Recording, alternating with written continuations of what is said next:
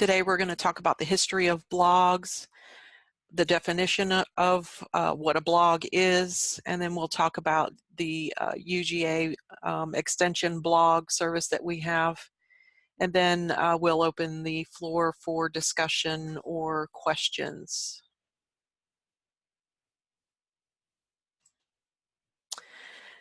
So way back in 1994, a college student named Justin Hall created a site called links.net so that he could get his writing online. So basically it was a plain white page with a list of his thoughts, links to some information or some content that he saw online that he wanted to have access to at a later date, or you know, he had some pictures and stuff on there.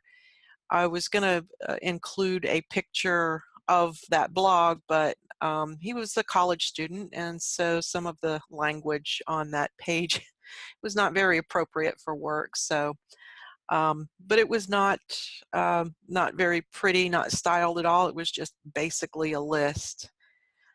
And then in 1997, the term weblog was coined by Jorn Barger to describe the log of his internet activity. So originally, these were sort of used as diaries or logs of thoughts, interesting information, things that these guys found interesting.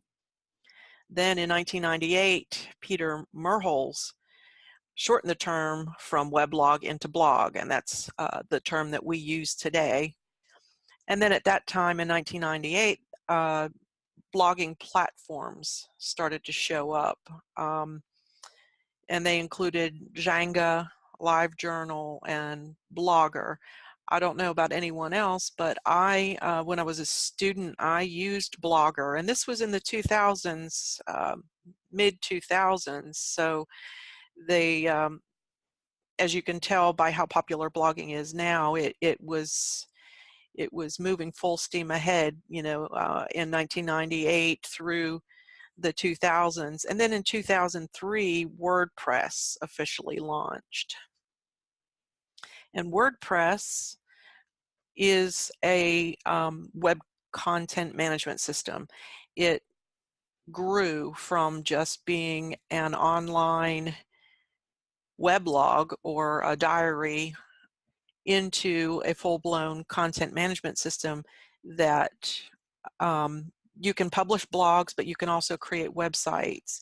And that is what we at the College of Agricultural and Environmental Sciences use. And we have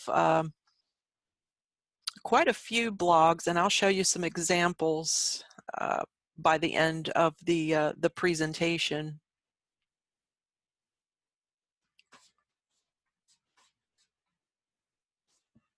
So what is a blog? Well, officially Wikipedia defines it as a personal website or web page on which an individual records opinions, links to other sites, etc. on a regular basis. And it's also become a verb. So when you add new material or update a blog, you are blogging.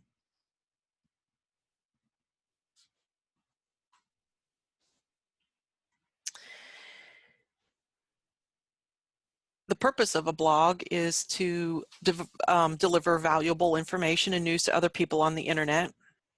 You can connect with like-minded people. You can connect by having comments open on your blogs so that you can have, you know, create conversations with your with the public, with people online. You can publish to have your blog feed to social media like Facebook, Twitter, and things like that. And you can also set up and connect your blog to, last time we talked about MailChimp, well, they work hand in hand. We have it set up so that when you create blog posts, they will go out in newsletters. and then to gain knowledge, not only from the people that you're interacting with through those conversations online, but also if you've got content, you've got to research and learn a little bit more about a particular topic before you can write about it. So it's a very easy means to do all of those things. Like I said, we have blogs. This is a link to our extension blogs. We also have a CAS WordPress list of blogs, but I thought you'd be more interested in seeing the what other people are doing on the extension, and I'm going to click on this and hopefully it'll open. Yep.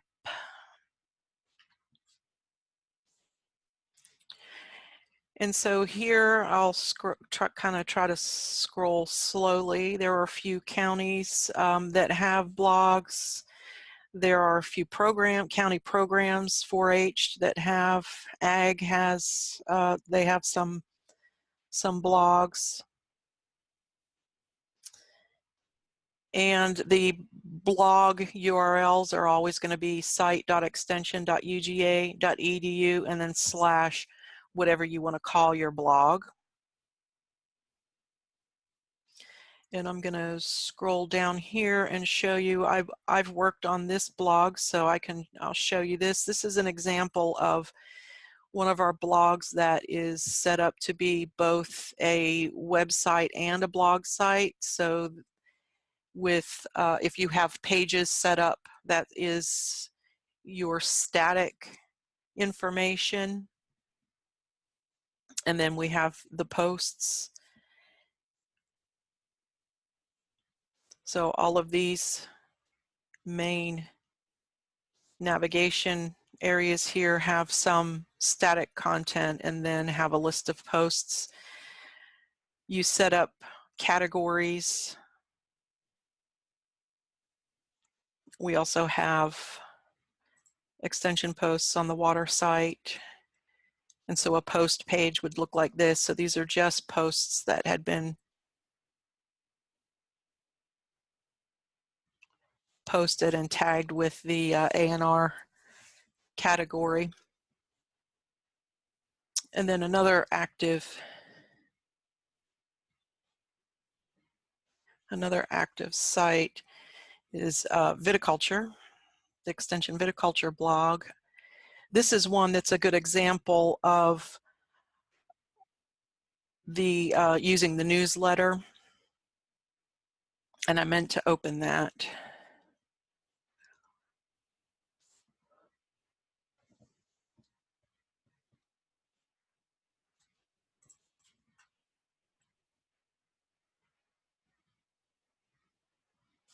Oh, I'm going to have to open that in a new window. Let me open that in a incognito window.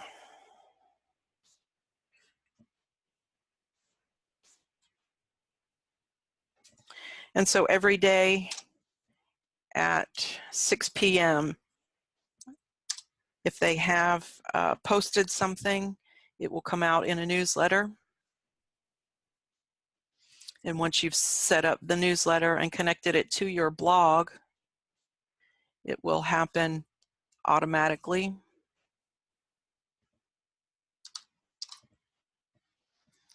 Let's see, viticulture blog.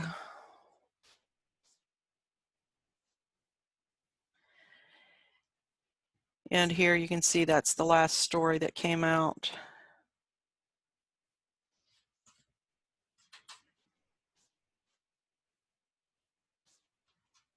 That's the top blog there, or the top blog post.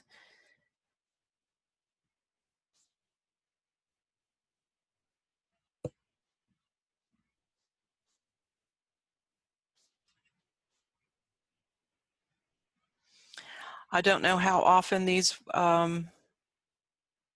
county ones are updated. We'll just pick one and take a look at it. Last year. The thing about blogs and the way that they're different from just your regular website, your regular extension website, is that these are for sort of rapidly changing information, things that you need to get out there quickly and easily, and need to connect with a bunch of people. And once the post is made, then you don't have to worry about going back and updating that content on the extension website.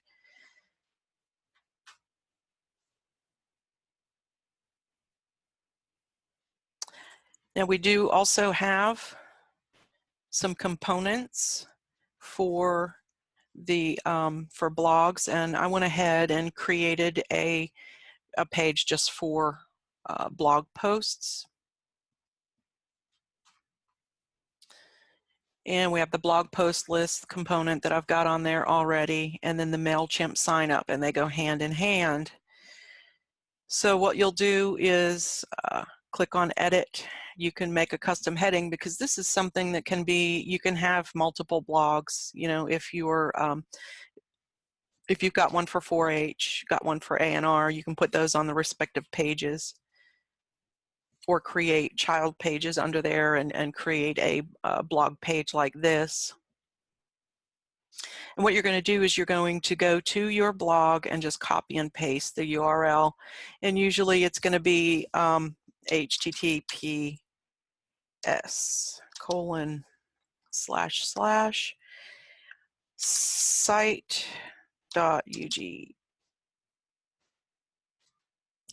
extension.uga.edu, and then slash and whatever the name of your blog is.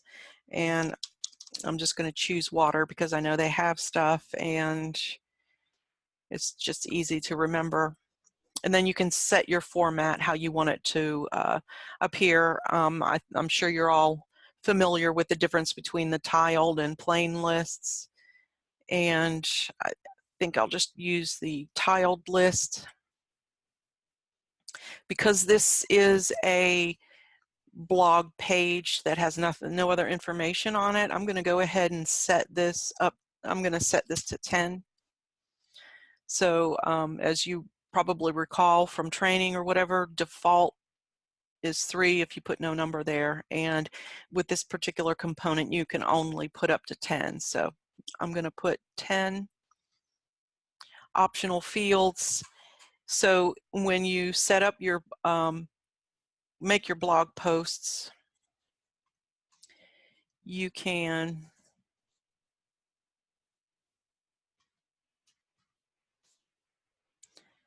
have images associated. Of course, I picked one that doesn't have an image associated with it.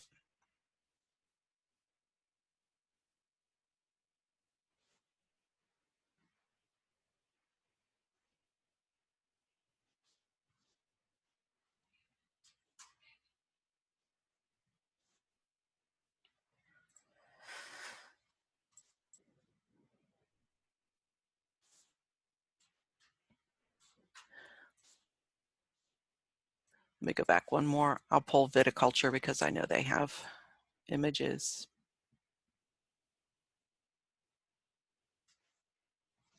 So these images that are associated, that you can associate with your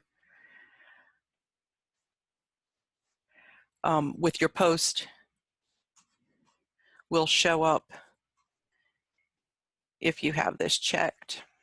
If you don't ever use images with your blog posts, you can turn that off, or leave it checked and it just won't pull any images in. But if you want to keep consistent, if the majority of your blog posts don't have images, then you can uncheck that and then don't worry about it. And then this display link to show more blog posts is a link that goes to your WordPress site.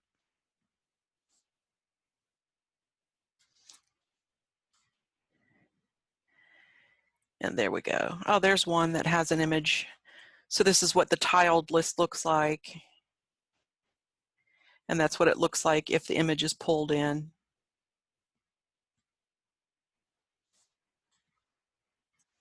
We'll see what it looks like with the plain list. And there's the plain list. And it looks a lot like the, it's very consistent with the news events list, or events list and news list. And now for the MailChimp newsletter sign up, you can have that on your site. What you're going to do is when you've got your MailChimp, and I think I might have demonstrated this last time, but I'll go over it again. When you get your MailChimp set up, you're going to go to MailChimp, click the sign up forms, and just copy and paste the embedded forms option. And you'll paste it right into this box, and it'll put your form right here. So if we go to MailChimp, which was already open over here, when you log in and get to your campaigns, that's going to be the first page you see. You have campaigns, templates, and lists. Lists, you want to click on that, and then you should have a list set up for your blog. Also, another thing before you go to there, before you may only have one campaign set up, and that's fine. But if you've got multiple, you need to make sure that this is set up as RSS. Otherwise, it's not going to pull from your blog post. It won't pull your blog posts from your WordPress site. So you need to make sure it says RSS, and that's the only one there, and it does say RSS. So then we're going to click on lists.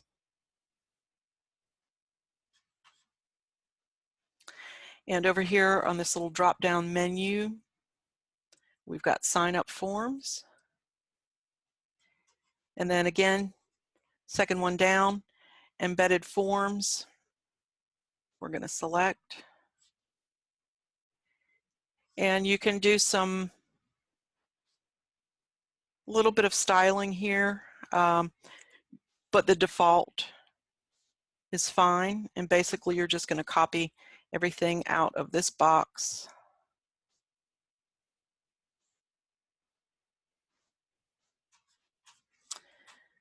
And then go back to AEM and paste it in, and then say OK. And then you've got your mail list already set up.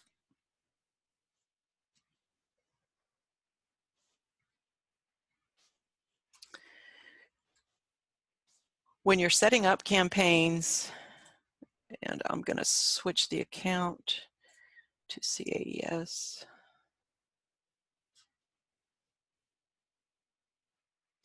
When you come here and you create a campaign, and I can help you with this, Mikey can help you set this up.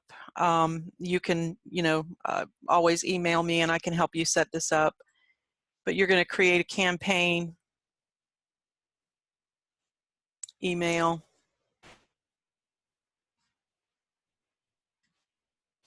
Let me make sure that was right. Yeah, email.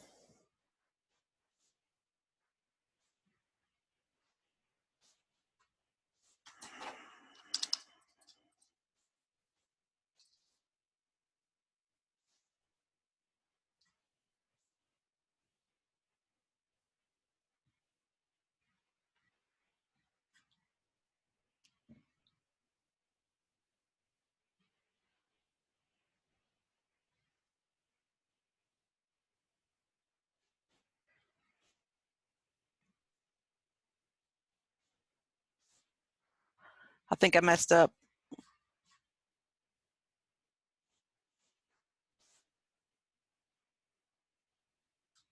I didn't tell it to do an RSS feed.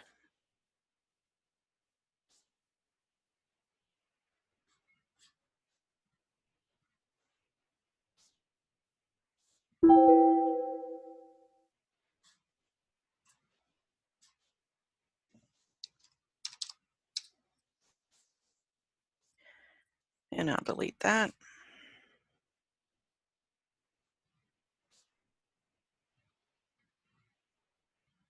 We'll just go on one that's already set up.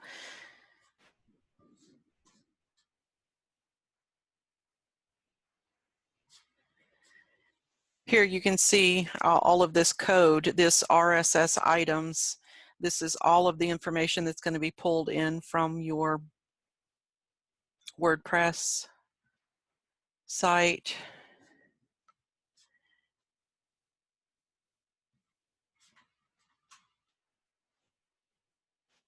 And here we go, RSS feed. And so this is where you will put in your URL, the feed URL, which is basically only your WordPress site address and then /feed/ at the end. And then you'll tell it when to send. So if you want it sent every day or only once a week or whatever, you can choose there, and then a time to send.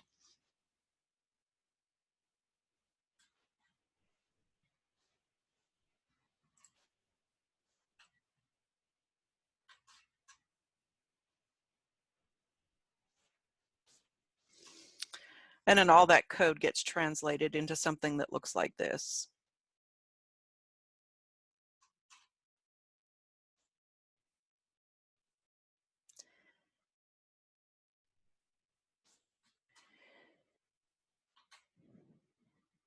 When you get your website set up, your WordPress set up, I'm going to log in. With WordPress, you use your UGA My ID to log in. And you can have multiple content managers. You just have to let Mikey know who's UGA My IDs to add.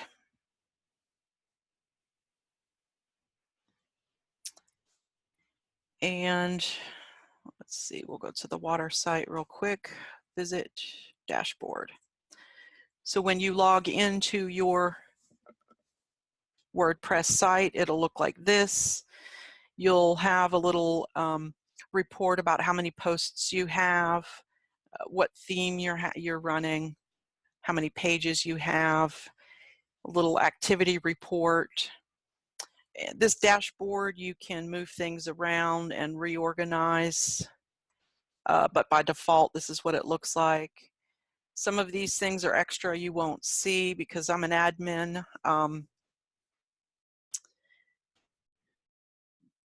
But if you go to posts,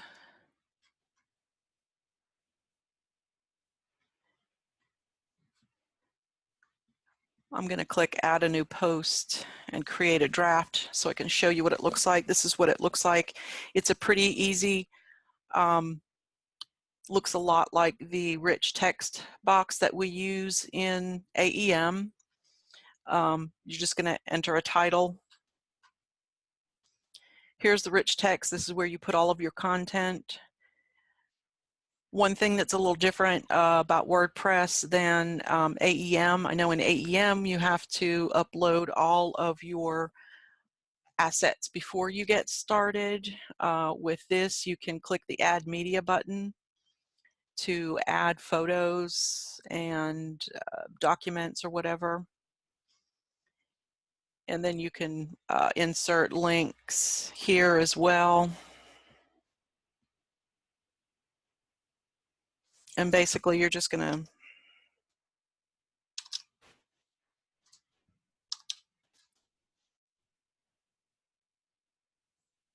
exactly like you do in AEM, you're going to highlight it. And at this point, if you wanted to put an image or a document or something, you would click the Add Media button, and it takes you to the library where you've got stuff, if you've got stuff already uploaded, or you can upload files at this point right here. And you can select or drag and drop them into this big window.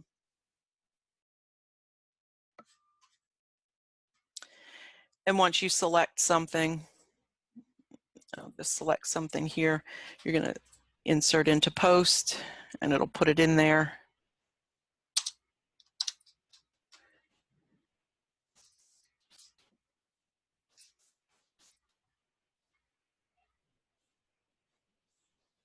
highlight, insert a link, and here you can copy and paste, or you can start typing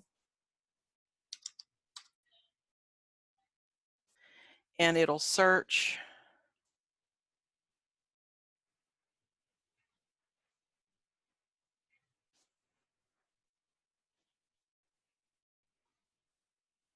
And then you can click apply, and your link is ready to go. You can copy and paste from Word and everything from here. There's a table option. The other thing are categories. You can have categories for the content. And I'm gonna not save this, and it's gonna warn me. But if we go here to categories, I'm gonna leave.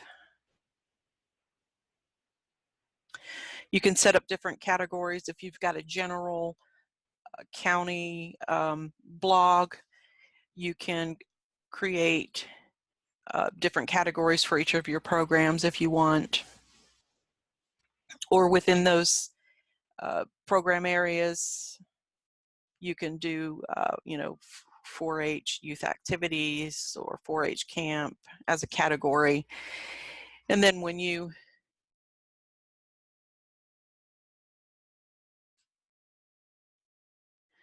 there we go. Then when you create your blog post, you can choose from this list of categories.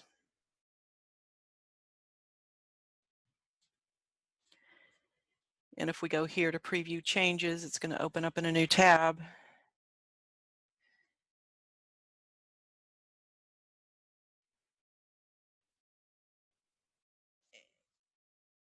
And it tells you what categories. And then there are links at the bottom of the blog posts, so your users can go look at more on those particular posts if you want. And that is, this is set up as a site. So if you had a site that looked more like the viticulture, which is exclusively a, let's look at Enlace. This is also just exclusively a blog that is simply used for posting. These things are pulled into the AEM site, and then there is also a newsletter. And basically, the newsletter is the main tool for communication.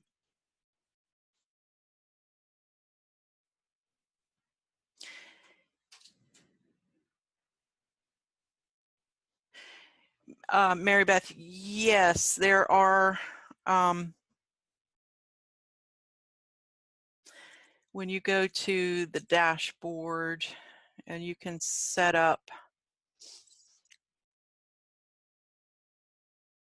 you can have things, have your posts automatically post to Facebook, which of course you can comment to directly on Facebook.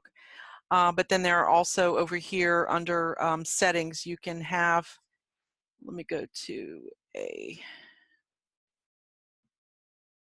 post here.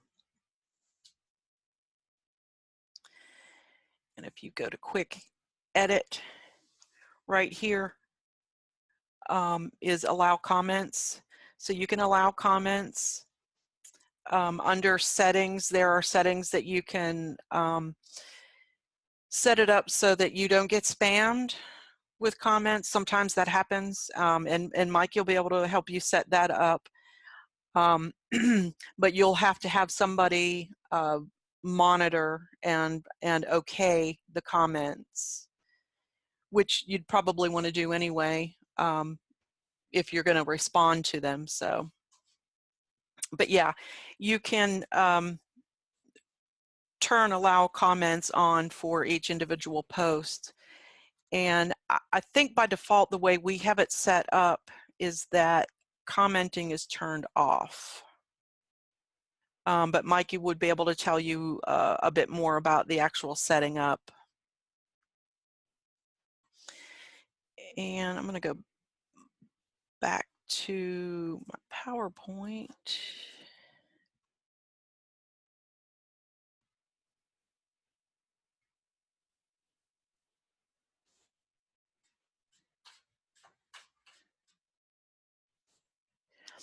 And so Mikey Greenland, he is in charge of our WordPress sites. He'll set them up. Basically, you can email him and let him know that you're interested in setting up a blog. He'll email you back and you can answer some questions about your blogging needs. It'll basically questions like, do you what do you want the blog to be called?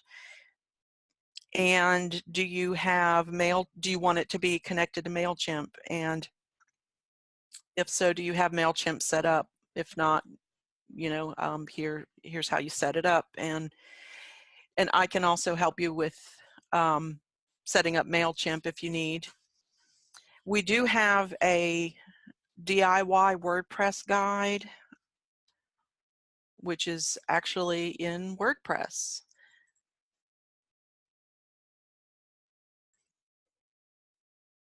So after you've emailed Mikey and gotten your site set up, you can go through some of these guides.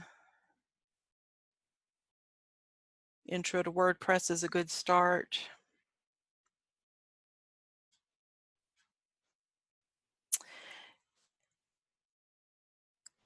And then I'm always available for any help. I can help you set up. I can help you set up pages.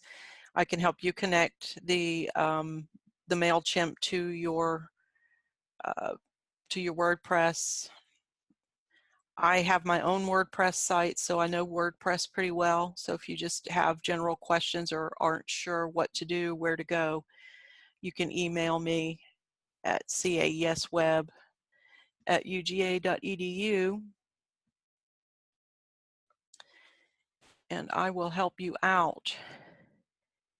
Now, this was definitely a very, very, very short webinar. Finally going to let you guys off the hook early today. Yes. Can you send the link to the DIY WordPress guide? Yes. When we dismiss today, and I've got to go into the training system and finalize that, I will send this PowerPoint, which has all of the links and information. I will send that PowerPoint to you all.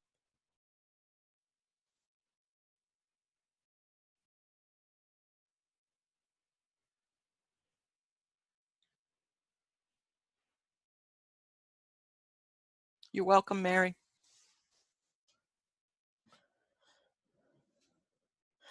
So, does anybody have any questions, comments?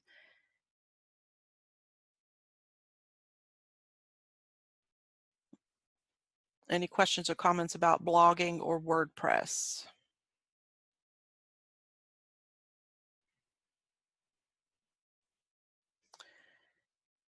Are there any questions or comments about anything else that we have covered in the past?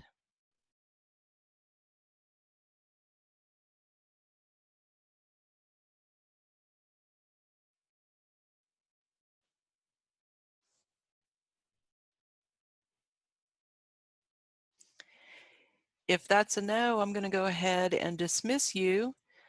I'm going to hang out here for a couple more minutes, probably about 10 minutes. So if you can think of anything. Okay, Annie has a question about how do you know if a blog is current?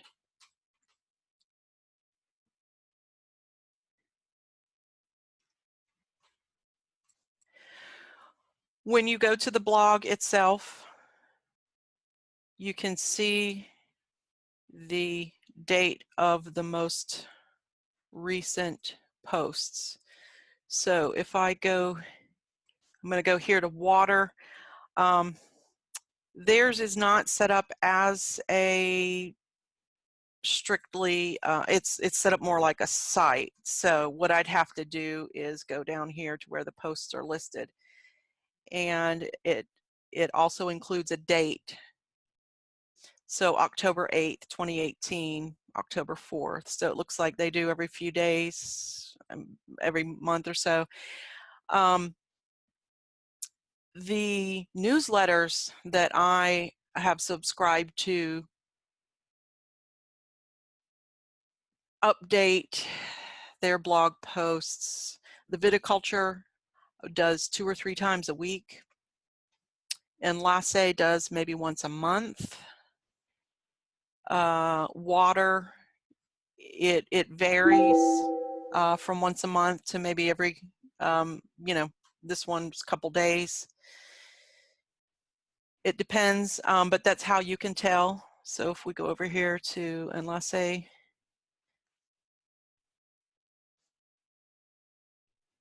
and visit the site. This is just a strictly a blog site. So the home page is just going to have a list of all of the posts, no matter what they are, no matter what their categories are. And October 26th was the last one they did. And then before that was July. And before that was April.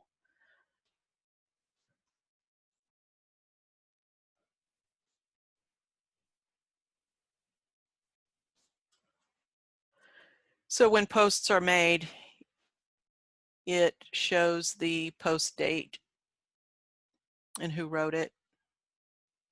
And that's the default setup for that.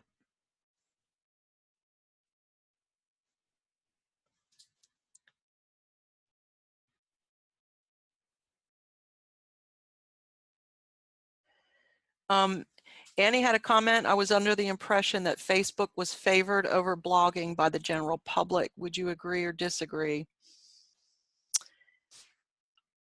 I wouldn't necessarily disagree. They're 2 different forums, and they reach 2 different audiences. And the fact that Facebook is favored and so popular, we do have plugins where you can have your posts, you can have your posts automatically go to Facebook. And the thing about using the blog is that it is supported by us, by OIT, and Facebook is not. And since this is supported by us, you have a you know, a history. You have you have documentation of all the posts that you've done, archives and everything. But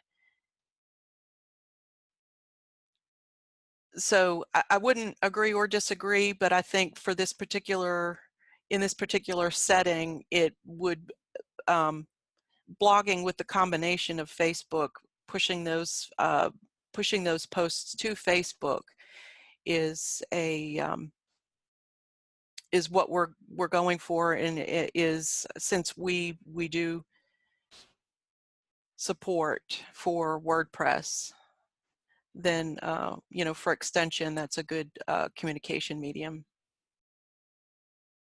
I'm sorry, did I answer your question, Annie?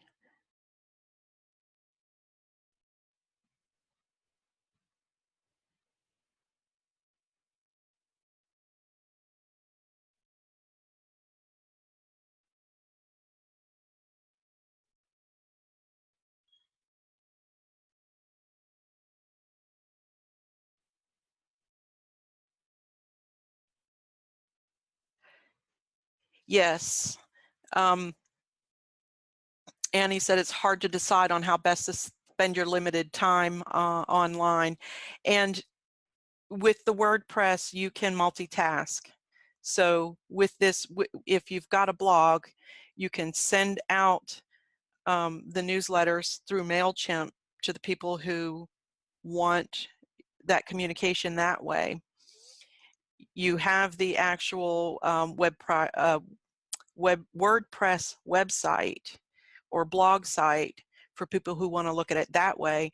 And then we do also have the plugins so that you can push out at the same time. You can also push out to social media. So you're hitting 3 different audiences at the time.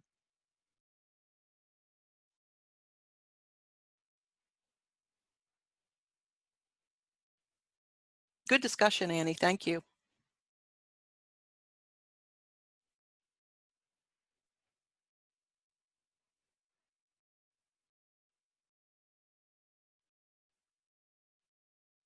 Anyone else have any questions or comments?